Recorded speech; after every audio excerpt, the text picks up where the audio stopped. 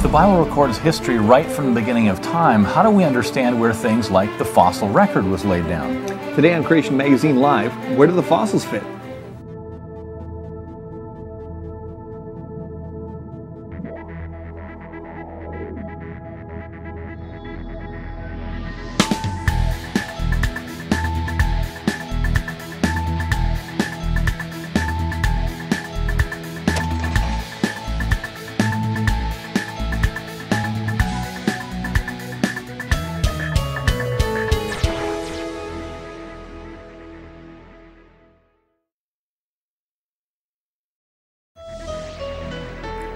Welcome to Creation Magazine Live. My name is Calvin Smith. And I'm Richard Fangrad.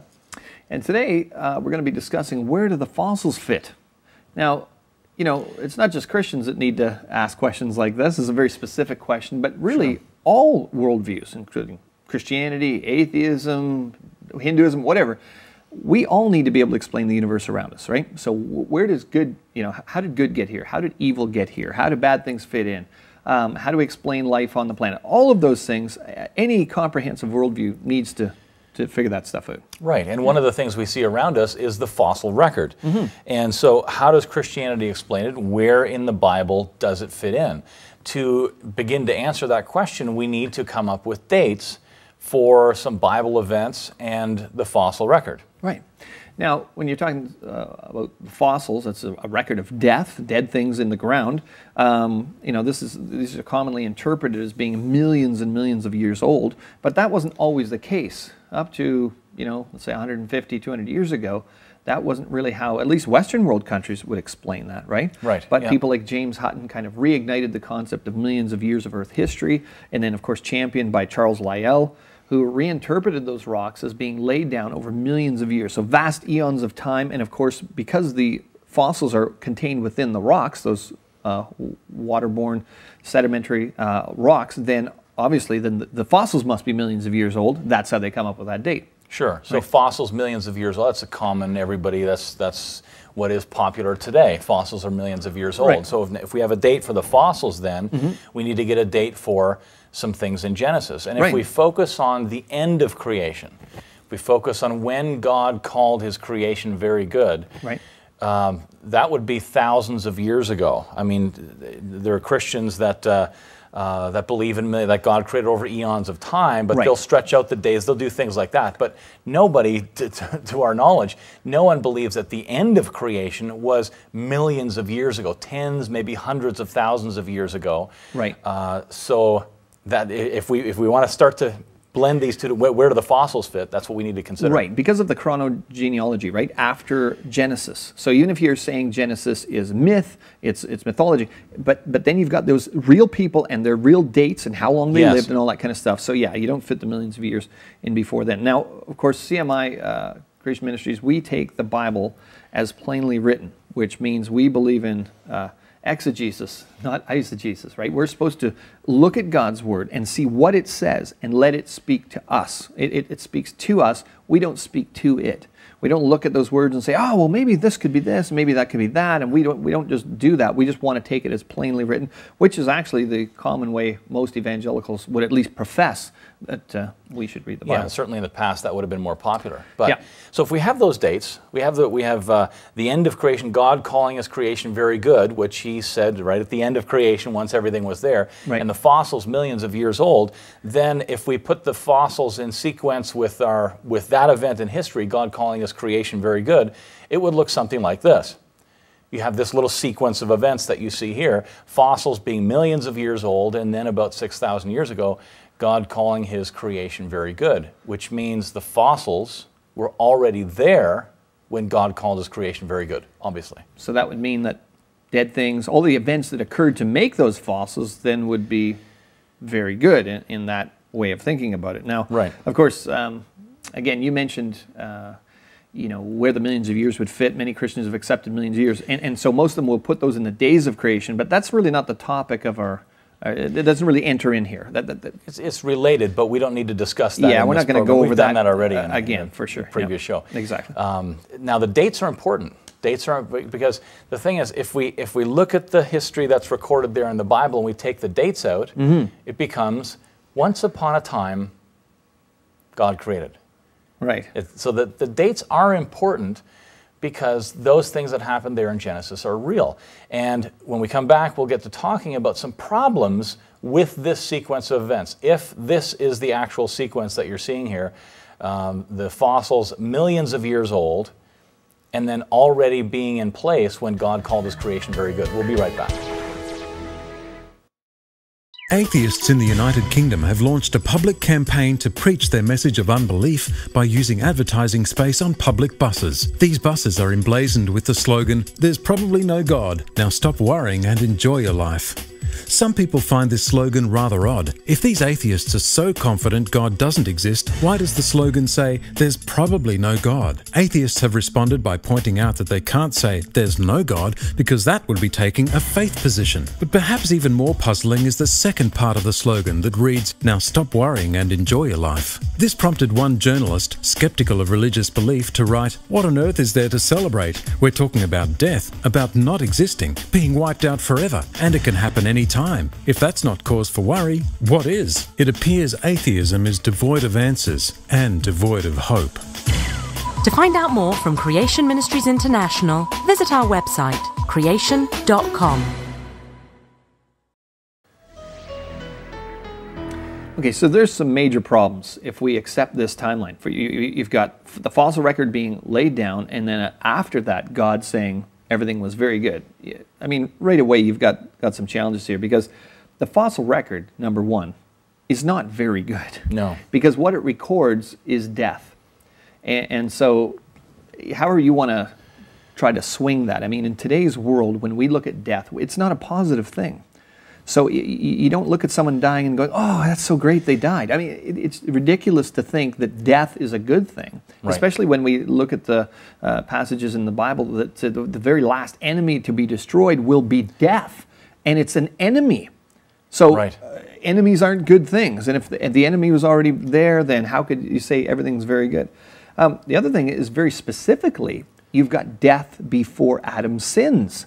Now, this is a real problem, because as Christians, to explain the world, we're saying, why are there bad things in the world? Because mankind is in rebellion against their Creator. And that started with our very first set of parents. And so us being in Adam, the punishment for sin being death, we can explain death after sin, but we can't explain death before sin. So the third thing is the nature of the future, new heavens and the new earth, because the Scripture plainly says that, you know, there's a creation, a good creation, a fall, and there's going to be a restoration. Right. Now, if you put all those millions of years of death in the first creation, which is supposedly very good, and we're going to get restored to the way we were in the beginning, then there's going to be millions and billions of years of death in the new creation. It simply just doesn't hang. Yeah, so there's three major problems with this little sequence of events here if we put them in this sequence. Right. Let's look at some details. Pain in the fossil record, we can talk about that. Sue is the nickname given to the largest, most complete Tyrannosaurus rex ever found, and it's now on display at the Chicago Field Museum in Chicago. Mm-hmm. Sue likely experienced great pain in its life. It was likely male, not female, but a study is still called her Sue after her discovery. A study of the bones reveals that Sue suffered from a badly healed broken leg, 3 broken ribs, one of which healed in 2 pieces. Some of the tail vertebrae were fused together, likely due to arthritis. Infection is responsible for multiple holes in the skull. It was initially thought that perhaps that was attacks, like tooth marks from other dinosaurs, but it turns out that the more likely explanation is infections. So it was parasites and that kind of thing happening there. The tooth of another dinosaur was embedded in one of the ribs, and it's likely also that Sue had gout. The gout alone would have caused excruciating pain. So Sue, this largest, most complete T-Rex fossil that you can see there in Chicago, is a testimony to the pain that would have been present when we see in the fossil record. Right. So Sue was like the first cage fighter or something. It's pretty rough life. Okay, so then that would mean there was pain before that God said pain is very good. In the fossil record, right. Yeah. How about bone cancer? I mean, that's very common actually in the fossil record. In October 2003, news broke of a first ever discovery of a fossil brain tumor inside a creature called a Gorgosaurus, which is a relative of T-Rex. Right. 7.5 meters, so 25 feet long fossil from Montana. It's dated at 72 million years old, and pathologists said that the tumor was probably cancerous. But even if it was benign, that tumor probably would have affected the creature's balance, and eventually it would have been fatal. Just ongoing tumor growth within its brain. So here you've got cancer, and that's occurred in the fossil record. Now you would have had to say that God said cancer was very good. Right. Very specifically. We're building in these problems here. It's not just that the fossil record is this neutral thing. Right. There's pain, there's diseases like cancer and many other diseases. Right. The fossil record also contains thorns and carnivorous activity. Right. Now, for those of you who know your Bibles, you know that those things were a response to the curse on creation. Animals initially ate plants. Right. And thorns and thistles, Genesis 3:18 says that's when thorns and thistles came into being. There weren't thorns and thistles in the very good world, and yet there are thorns in the fossil record that are dated by evolutionists to somewhere around 300 million years. So now we're saying that there were thorns before God said thorns came into being. So now we've got direct contradictions all over the place here with a plain reading of Scripture. And so it's becoming very difficult to explain our worldview according to what we claim is our authority, and that is the Word of God. If the fossils are millions of years old. Correct. That's the thing. And we'll give a solution to all of this when we get back. A few more details when we get back. Refuting Evolution is a powerful, concise summary that explains where the common evidences used to promote evolution in textbooks are wrong, while at the same time showing how creation is better supported by scientific observations. It will stimulate much discussion and help students and teachers think more critically about the creation-evolution debate, particularly the often overlooked differences between operational and historical science and how they relate to the topic of origins. Order your copy today at creation.com. Okay, now everything that we've just mentioned, with all of that, it's getting pretty clear that as Christians we can't accept the notion that fossils were already in place when God called His creation very good only a few thousand years ago. So the fossils can't be millions of years old. That's obviously where we're going here. Right. Now some of you might be getting a little concerned and worried about that. What are we doing? Where are we going here? We're not helping, right? We're not helping. By pointing all this out. We will get to a solution. Just hang in there, stay tuned, and we'll get there. Now, there are more problems with the fossils already being there at that point in history. We're talking about sequencing here. Where do we fit the fossils into biblical history? Right. So there's some more problems. If the fossil record really is millions of years old, that means that there was death before sin, right? But according to the Bible, it was a result of Adam's sin that physical death entered into this world. So in Genesis 2:17, we read, "But of the tree of the knowledge of good and evil you shall not eat, for in the day that you eat of it, you shall surely die." And we get specifics about that. You know, as a matter of fact, it says, "The day you eat of it, dying you will die." That's actually the way the Hebrew reads, right? Yeah. It's a process and an event. That's right. Yeah. And we know that you'll return to the dust, right? There's a physical process that's going to happen when you die, right? And I mean, think about it. If Adam was living at a time when creatures were dying anyway, what would that mean? It wouldn't make a lot of sense, would it? Well, evolutionists are pointing to fossils that are supposedly humanoid or humans, right? Neanderthals, and they were supposed to have died. Yeah, millions of years old. Or hundreds of thousands anyway. So that would have had to have been before in the 6 days of creation. So it just doesn't make sense. What would Adam would have gone, "Ooh, we're going to die? Well, we're going to die anyway," because that's what he would have been observing all the way around. Living things were living and dying all around him anyways. That command wouldn't have made any sense. It's a good point. Yep. One of the key elements of the gospel is that Jesus dies to pay for sin. Right. This is, the central teachings of Christianity. How do humans rid themselves of their sin and then become good or perfect before God in order to enter heaven? The standard for entering heaven is, yes, you need to be good. Good is a relative term, of course. Good relative to God's version of what good is perfect. Right. And so, but this link between sin and death is critical to the central teaching of Christianity. In Genesis, we read that because Adam sinned, then death came into the world. Then death came into the world. There's a close link between sin and death. Right. And if you don't have that close link, see, Jesus died a physical death to pay for sins. He couldn't perform some ritual to absolve us all of our sins. It wasn't just some spiritual death, right? He died a physical death. Right. Obviously, there's massive spiritual implications in all of this. We want to focus on this program on the real world physical implications. We're talking about physical death that we see in the fossil record. Animals and plants are dead in the fossil record. So if you mess with the sequence in Genesis, if death was around before sin, then the wages of sin ain't death. You attack the heart of Christianity in that sense. It's interesting because we just brought up one point, where do the fossils fit? And you'll talk to many Christians, oh, that stuff doesn't matter.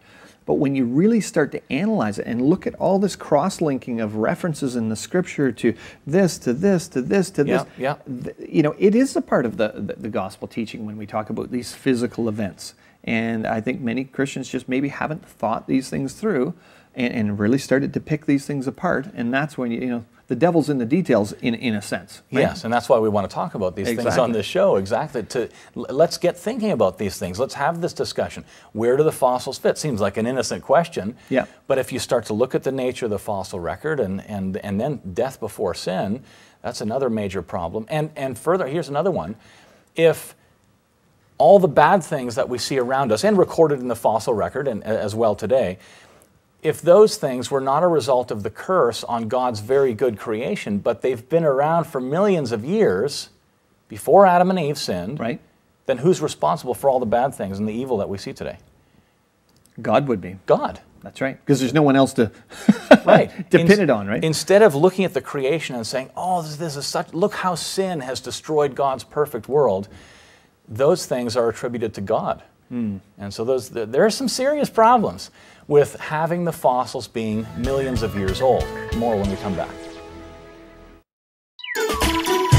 Abraham's life left a legacy in many different ways, but have you ever stopped to consider the legacy of his Y chromosome? The Y chromosome is unique to men. Fathers pass it on to their sons. So according to the Bible, Abraham would have passed it on to Isaac, then to Jacob, whose descendants gave rise to the Jewish nation. Abraham also passed his Y chromosome to Ishmael, through whom Arab nations have come. A recent study of Y chromosomes in Jewish and Arab men strongly supports the biblical account that they are all descended from one man. The results, published in the Proceedings of the National Academy of Sciences USA, revealed remarkable similarity between the Y chromosomes of Jewish and Arab male populations. The results prompted one of the researchers to say, Jews and Arabs are all really children of Abraham. I'm not surprised. Are you?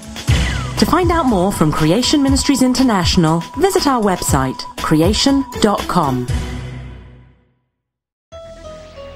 So we're talking about problems, trying to fit that millions of years of fossil evidence before God's at the end of the creation, calling it very good. Here's another problem, in case you didn't have enough. The new heavens and the new earth. We talked about this a little bit earlier. They're to reflect the original very good creation. So if you've got this millions of years of fossils, and you're saying the original world was very good, then obviously what we see in Revelation, where it says there's going to be no more tears, no more death, no more crying, no more pain, doesn't make sense. As we mentioned, death is supposedly the last enemy. So that doesn't work. I mean, what's the world going to be restored to? If it's going to be restored to the way it was in the beginning, then in the beginning you've got millions of years of death recorded in the fossil record. Cancer, pain, and all of those things. Is that the way the Bible describes the future restoration? Of course not. That's right. And we see many skeptics struggling with this. You can see people that declared themselves Christians in the past, went through these thought processes, end up saying, nah, the Bible can't be trusted, etc. I guess the larger question in all of this is, where did death and suffering come from? Why is there evil in the world? And this is just a different way of thinking about this using the fossil record and where does it fit in? So what's the solution? So we talked about these problems. What's the solution? If we have a sequence that looks like this, you have millions of years, and that doesn't seem to work. We know the nature of the fossil record and so on. What we need to do is get the fossils after God called his creation very good. Well, that would mean then that the fossil record must be very young. That's right. Right? Because if you add up the chronology in the Bible to the creation, when God said everything was very good, and the fossils came after that, then those fossils must be very young. Right. Yeah. And we can put those dates up there as well, and you can see some dates here. The first two events, God calls his creation very good, around 4000 BC. Then you have Adam sins. He eats the fruit he was told not to. That's original sin. And then the curse of death and bad things comes into the world, and the fossils after that event. So it must be less than 4000 BC. Right, but how do you get thousands of feet, like miles of layers with all sorts of dead things? How do you get that within this short period of time? That's the question, right? And of course, Noah's flood is the answer. Genesis 6 to 9. It occurs after Adam has sinned. It's a catastrophic event, unlike any other event that's ever occurred on the planet. And what would you expect to happen if Genesis 6 to 9 was correct, right? Yeah, you'd expect to find billions of animals dead, entombed in rock. Yeah, there's such a beautiful cause and effect relationship actually between the flood and the fossils. The fossils it's a worldwide burial of plants and animals, showing evidence of rapid burial, beautiful preservation in many cases. So there's the effect. What's the cause of that? A worldwide flood, rapidly burying plants and animals. Beautiful. That's right. Man, I love being a Christian. It makes so much sense. Yeah. It all fits in there, and the sequencing is right. We've got death after sin, after death enters the world. Yep. It all makes sense. Yeah, the flood really is like a key, right, to understanding the age of the earth. It is. You know, I've seen this happen so many times presenting at churches, and I'm sure yourself and many of our speakers worldwide, where suddenly Christians, oh yeah, that makes so much sense now that this is a real event. You don't have death before sin. It really unlocks understanding for people. It does, because a flood would have done very quickly what at today's rates of erosion and sedimentation, mountain building, continental drift, and so on, probably would have taken millions of years. Right.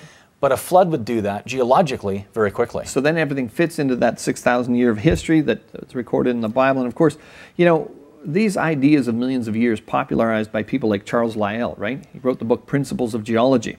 And in his book, he championed the concept of uniformitarianism, that these layers were laid down slowly, bit by bit over millions of years, etc. But he actually admitted his reason behind this when he wrote a friend.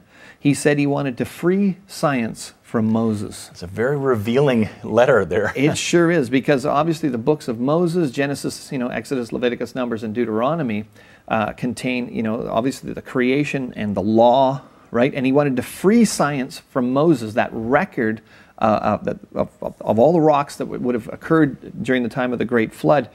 That's not even a scientific goal, is it? That's a theological goal. So don't use the Bible to think about anything except spiritual things. Right. Don't think about the world around you or the fossils, etc., etc. Yeah, of course, there's a link between Moses and Jesus, isn't there? There is, yeah. And so, anyway, you can visit creation.com/age. You can get 101 scientific evidences for a young Earth, and it just makes sense of what we've been talking about. Where do the fossils fit? It does. Genesis Verse by Verse is a Bible study tool available on CMI's website, designed to help pastors, students, and laymen alike study the book of Genesis like never before. And it's completely free. Simply look up any verse in Genesis 1 to 11, or just scroll down the page. The center column provides links to articles that answer common questions pertaining to that verse and the topics that naturally arise from them. Visit creation.com to use it today. Okay, as we wrap things up here, we're going to look at a feedback that came into through our website via email. Yep. And just interesting, talking about the age of the earth in this episode of Creation Magazine Live here, and then someone objecting to a biblical age for the earth. And you can follow along. There's a lot of links in this article, and you can follow along creation.com/objecting. And you can follow along with, we're not going to read everything here, we don't have time. Right. But you can get the rest on the website there. The letter begins, I'm a PhD physicist and also committed Christian. Having read your article, I'm shocked at the effort that has gone into defending what I consider to be a quite unreasonable position. Perhaps you've seen the Wikipedia website that discusses the age of the earth. There you will see that the earth has been aged by a large number of techniques, and the accuracy of the result, 4.54 billion years, has been estimated to be an uncertainty of 1%. Right, so first thing he's doing as a Christian, he's looking outside the Bible for answers to the age of the earth. He continued and said these estimates based on techniques such as the rate of the cooling of an initially molten earth and the layering of rock strata varied between 75,000 years and 96 million years. You can see right in his answer there, he's accepted, okay, the earth was once a hot molten blob. That's not what the Bible says. So he, even in his answer, he's using these evolutionary assumptions. He also said it's remarkable to see the extent to which humans can go to justify a preconceived notion. Well, it's interesting because he's already revealed some preconceived notions. Well, yes. Yeah. There. He concludes this way. He says, we need to have a grown-up view of the Bible and not try to make God small enough to fit into a box of our own making. We must accept the conclusions of science that have come from the inquiring minds that God created within us. Right. So we had Dr. Don Batten, one of our senior scientists from Australia, answer the gentleman, and we'll just highlight some of the things that Don pointed out. And Don got back to him, says, as a Christian PhD biologist who once believed in evolution and the billions of years story, I can understand how you could be a little nonplussed by our stand if you are not aware of the arguments. And that's usually the case, isn't it? People are just often unaware of the arguments. However, I plead with you to do some more research on our website to understand why we take the stand that we do. And of course, the reason we take the stand that we do is because we want to look at the Bible first from our reasoning as Christians. Right. And so he went through and answered some of the objections, and we'll do a few of them here as much as we have time. One of the things that the gentleman said was these estimates based on techniques such as the cooling of an initially molten earth and layering of rock strata varied between 75,000 and 96 million years. And then he went on to say a few other things. Here's the response from Dr. Batten. I wonder if you can see any assumptions that have been made here to do with this dating and how they would affect the result. Note that the Bible says that the earth was initially covered in water. It was not a hot molten blob. Does anyone know that the earth started as a hot molten blob? If it was covered with water to start with, then this dating is worthless. Right. As I pointed out in my article that has stimulated you to comment, all dating methods depend on assumptions about the history of the world, including radioisotope dating. Right. So there is a preconceived starting point that all people have. And as Christians, we should start with the Bible. And Don just pointed that out quite excellently. If you'd started with the Bible, you never would have got to believe in those methods anyway. Because the earth was never a hot molten blob. Right. So. And now elsewhere he says, it is remarkable to see the extent to which humans can go to justify a preconceived notion. Well, indeed so, Don says. There's lots of preconceived notions even in what this fellow is saying here. There's always preconceived notions when we're thinking about history. That's right. We encourage you to go to the website creation.com, and we'll see you next week.